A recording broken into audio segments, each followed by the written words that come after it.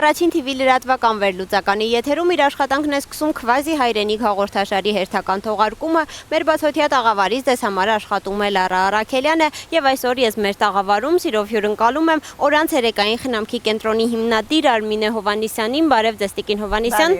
Անչափ շնորհակալ եմ հրավերը ընդունելու համար։ Տիկին Հովհաննիսյան, մեր հաղորդումը կոչվում է Քվազի հայրենիք եւ ամեն հաղորդման ժամանակ մենք անդրադառնում ենք մի ոլորտում առկա քվազի կամ այսպես ասած կիսատ պրատ կողմերին։ Օրանը փակում է Հայաստանում,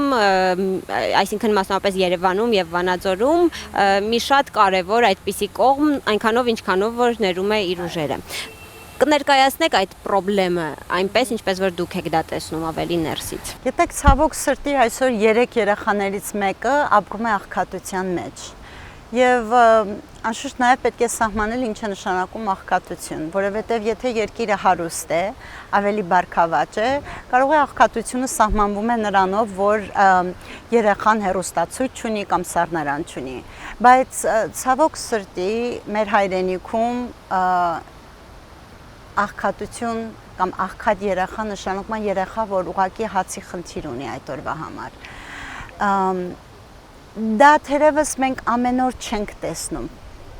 որովհետև շատ հպարտ ազգ ենք եւ չենք սիրում մեր աղքատությունը ցույց դնենք։ Եվ նույնիսկ Օրանի երեխաները, որ գալիս են Օրան, եթե դրսում դուք նրանց տեսնեք, կամ նույնիսկ Օրանում դուք պիտի զարմանաք, ասեք այս երեխան այդքան էլ աղքատ չի երևում, որտեղ լավ հագնված է, ժպիտ ունի, բայց այդպես չէ։ Աղքատությունը իսկապես ընդգծվում է, երբ որ գնում ես եւ այցելում ես իրենց տուն, արդեն զգում ես, թե ինչ դժվար պայմանների մեջ են ապրում։ Իսկ ինչով է զբաղվում Օրանը վերցնում է այս ընտանիքի կարիքավոր ընտանիքների երեխաներին, դպրոցից հետո բերում Օրան, եւ նրանք այստեղ ստանում են տաքուտելիք, կրթություն, տնային աշխատանքների հետ օգնություն, բժշկական օգնություն, հոգեբանական ծառայություններ եւ ընդհանրապես փորձում ենք երեխային կտրել փողոցից եւ սնունդ տալ եւ առողջ մեծացնել եւ նաեւ ապագա կերտել իրենց համար։ Տեսեք, Հայաստանում մոտ 35% աղքատություն կա պաշտոնական տվյալներով, որոնցից 20-ից ավել տոկոսն էլ ծայրահեղ աղքատության մասին ենք խոսում։ Շատ հաճախ այդպիսի ընտանիքում ծնված երեխայի պարագայում խոսքը ոչ այնքան ցերեկային կենտրոն այցելելու մասին է, որքան անմիջապես ծնողները մտածում են, որ ավելի լավ է երեխան մանկատանը մեծանա, քան գրեթե առանց տանիքի։ Այսպիսի կենտրոնի առկայությունը որքանով է լուծում նաև այս խնդիրը, որտեղ մեր մանկատները գեր ծանրաբեռնված են եւ շատ են եւ նաև գիշերօթիկ դպրոցներն են։ Գիտեք, այսպիսի շարժում կա, դա շատ ընդունված էր Արևմուտքում եւ հիմա ուրախ եմ, որ Հայաստան է գալիս, որ պետությունը փորձում է օգնել այդ ընտանիքներին, որպեսզի երեխաները մանկատներ չհայտնվեն, այլ հենց օգնում է ընտանիքին կամ երեխան տալիս է մեկ այլ ընտանիքի foster home, որպեսզի կարողանան երեխային ընտանիքի մեջ մեծացնել, որտեղ դա իսկապես շատ կարեւոր է։ Եվ այդպես շարժում կա, արդեն մի քանի մանկատներ բեռնաթափվել են եւ երեխաները կամ իրենց ընտանիքի գիրկն են ուղարկվել կամ այլ ընտանիքներ են ուղարկվել եւ միայն կարելի է ողջունել այս շարժումը։ Մենք Օրանում հենց այդ փիլիսոփայությունն ենք որդեգրել, որտեղ մենք հավատում ենք, որ երեխայի վիճակը ինչքան էլ դժվար որ լինի, ինքը պիտի նախընտրի, որ երեկոյան իր մայրիկի գրկում պառկի։ Եվ նաև ցավոք ասեմ, որ մենք խոսում ենք ընտանիքների մասին, բայց իսկապես սրանք խաթարված ընտանիքներ են, որտեղ շատ քիչ դեպքերում է, որ մայր եւ հայր ներկա են։ Ընդհանրապես հայրիկները չկան, կամ գնացել են աշխատանքի այլ երկրներ եւ չեն վերադարձել, կամ մոռացել են իրենց ընտանիքներին, կամ այսօր բանտում են հայտնվել, կամ ուղղակի լքել են ընտանիքը։ Եվ այստեղ գալիս ենք արժևորելու այս ընտանիքների մոր կերպարը եւ դերը, որովհետեւ ինչքան որ այցելում եմ այս ընտանիքներ, տեսնում եմ միայնակ մայր, մի քանի երեխաներ, լքված մայր, մոռացված մայր եւ այս կինը իր ուսերի վրա է վերցրել այս ամբողջ ընտանիքի ծանրությունը։ Եվ շատ ենք հանդիպում դրան եւ շատ ցավալի է եւ ոչ միայն տնտեսական առումով, այլ առումով, որ երեխաները մեծանում են առանց խորկերպարի, առանց ունենալու տղամարդու օրինակը, որը իսկապես լուրջ խնդիր է նաև հասարակության համար։ Տեսեք, երբ խոսում ենք աղքատության, սոցիալական խնդիրների, սոցիալական ստրատիֆիկացիայի խախտման եւ մյուս բաների մասին, նկատի ենք առնում, որ իրականում քիչ են այնպիսի կազմակերպությունները, ովքեր փորձում են այդ բացը լրացնել, ինչպես Օրան օրինակ, եւ նրանք չեն կարողանում ամբողջ խնդիրը հաղթահարել միանշանակ, քանի որ խնդիրը շատ մեծ է եւ ծավալուն է, շատ մեծ քանակությամբ մարդկանց մասին ենք խոսում։ Նրանցից մի մասը ուղղակիորեն ժամանակի ընթացքում հիասթափվելով կամ այլևս չկարողանալով որևէ բան անել, բռնում է արտագաղթի ճանապարհը։ Սա ուղղակիորեն բխում է հենց այն խնդիրներից, որոնք մենք քննարկում ենք։ Ըստ էության հարցս նաև ձեր անձնական փորձին է ուղղվելու, քանի որ դուք մի ընտանիքի ներկայացուցիչն եք, ով 3 սերունդ ապրելով Հայաստանից դուրս մի օր կայացրեց որոշում վերադառնալու Հայաստան։ Եւ հաջողված պատմություն է։ Սա շատ հետաքրքրական է, հա, նաև լսելու տեսանկյունից մարդիկ իրոք երևի կցանկանան իմանալ ինչպես է հնարավոր անել, որ հային բերել Հայաստան։ Կամ չթողնել որ գնա։ Հա, ես երբեք չեմ ընդունում, երբ որ ասում են հայը պետք է հայրենիք գա, որտեվ սիրում է հայրենիքը, որտեվ սա իր հողն է, որտեվ հարազատ է այստեղ։ Մարդու առաջին բնական կարիքը այն է, որ ինքը բարեկեցիկ կյանք ունենա, եւ դա շատ բնական է եւ ոչինչ սխալ չկա դրա մեջ։ Դրա համար եթե ուզում ենք հայը Հայաստանում ապրի, ուրեմն պետք է կառուցենք այնպիսի հայրենիք, որ այդ մարդը ուզի ցանկանա գա Հայաստան, որովհետև Հայաստան իրեն լավ կյանք պիտի պարգևի, ոչ թե որովհետև ինչ որ պարտքի զգացմունք ունի, ինչ որ հարգանքի, ոչ, որտեղ դրանք բոլորը անցողիկ են եւ մարդ կարող է հիասթափվել շատ շուտով դրանից։ Մեր ընտանիքի դեպքում մի քիչ այլ է, բացառիկ է ավելի այն առումով, որովհետև Ռիչարդ եւ Վարդիթերը, Ռաֆիի ծնողները իրենց ամբողջ կյանքը նվիրել են հայ պատմության, հայության եւ այդպես են սովորեցրել եւ մեծացրել իրենց երեխաներին։ Իմ դեպքում բնական էր, որտեղ ես ծնվել եմ Հայաստանում, մեծացել եմ Միացյալ Նահանգներում եւ եղել եմ ակտիվ հայ, ակտիվ քաղաքացի։ Դրա համար ինձ համար ավելի բնական էր Հայաստանում, որտեղ այստեղ էի ծնվել։ Մի փոքր ավելի անհասկանալի է Ռաֆիի դեպքը, բայց ինչպես Ռիչարդ Հովհաննեսյանն է միշտ ասում, ասում է Ռաֆիի մեջ դոզան հայության մի քիչ շատ է եղել, բայց մենք շատ ուրախ ենք, որ եղել ենք Հայաստանում, որ տեսել ենք Հայաստանի այս լավ փոփոխությունները, այո, նաև դժվարությունները, դժվարին ճանապարհ է, եւ պիտի կերտենք այդ ճանապարհը, բայց շատ օրհնված ենք զգում, որ Աստված տվել է մեզ այս հնարավորությունը։ Ինչ եք կարծում, եթե պարզ է, որ ձեր ընտանիքը ինչ որ իմաստով բացառիկ եւ առանձնանում է, բայց եթե վերցնենք մյուս ընտանիքներին, ովքեր որ գուցե եւ շատ էլ ցանկանում են վերադառնալ Հայաստան, որոնք են այն առաջնային խոչընդոտները, որոնք արգելք են հանդիսանում այդ ճանապարհին։ Ես կարծում եմ այդտեղ երկու հարց ես կարող եմ առանձնացնել, դա չի նշանակում, որ ճիշտ է, բայց ես կարծում եմ պետք է առաջինը սոցիալական խնդիրը լուծվի մարդկանց մոտ, պետք է մարդ կարողանա աշխատանք ունենալ, որպեսզի կարողանա իր ընտանիքի հոգսերը հոգալ եւ արժանապատիվ կյանք վայելել։ Բայց երկրորդը, որը շատ նաեւ կարեւոր է, որ պետք է օրենքի առաջ ամենքը լինեն հավասար։ Պետք չի լինի մենաշնորհներ, պետք է օրենքը կիրառվի բոլորի համար, չպետք է լինի այսպիսի արտահայտություններ, սա պաշտոնյայի տղա է կամ սա մեծահարուստի զավակ է, ուրեմն ինչ որ արտոնություններ։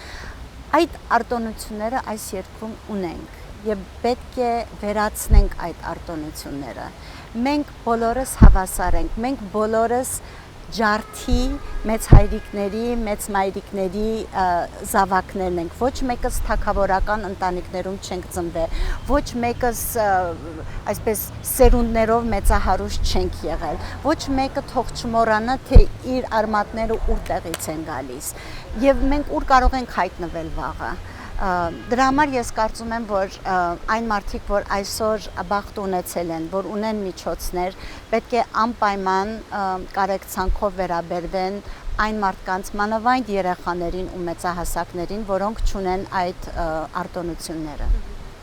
Վերադառնալով Օրանին եւս մեկ հարց եմ ուզում տալ, երեխաների մասով արդեն խոսեցինք, բայց Օրանը նաեւ զբաղվում է ծերերի, Այո,